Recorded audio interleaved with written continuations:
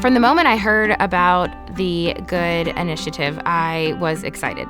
I think I've been waiting for a reason to be pushed out of my comfort zone.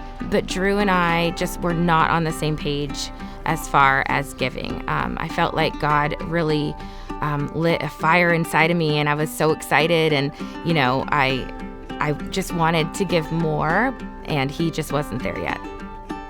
But through a lot of prayer and conversations, we did eventually agree on a number. We've already been consistently tithing, but we basically rounded up, for lack of a better word.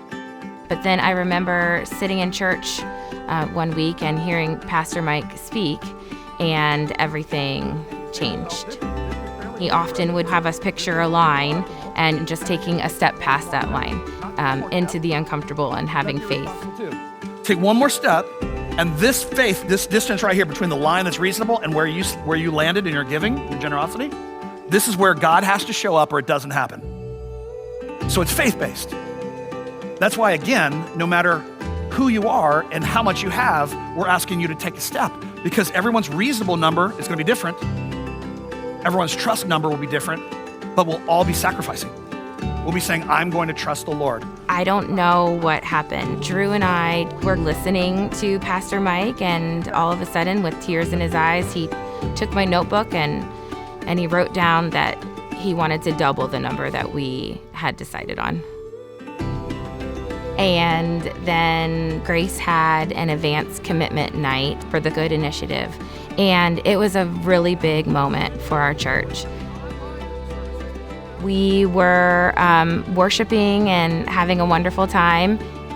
Drew looked at me and he said, I think we should double our number again.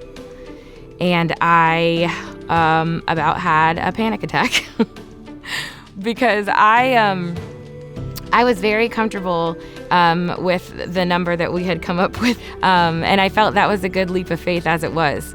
So to double it again was a little scary, but what I love is my husband ended up pushing me farther. He ended up stretching my faith.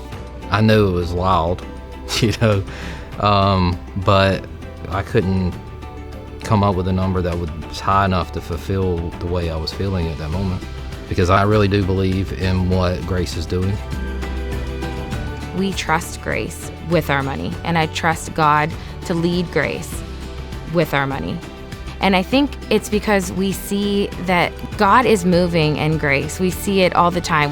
Dozens of lives changed every single time we have a baptism. And we saw hundreds of lives changed over this past Easter weekend. I see new families coming in every single week, and they're hearing the gospel, sometimes for the first time. And then families are able to have their lives changed through the counseling services that we offer. As Grace continues to grow and more of Central Florida gets to hear the gospel through this church, more and more lives are going to be changed for the better.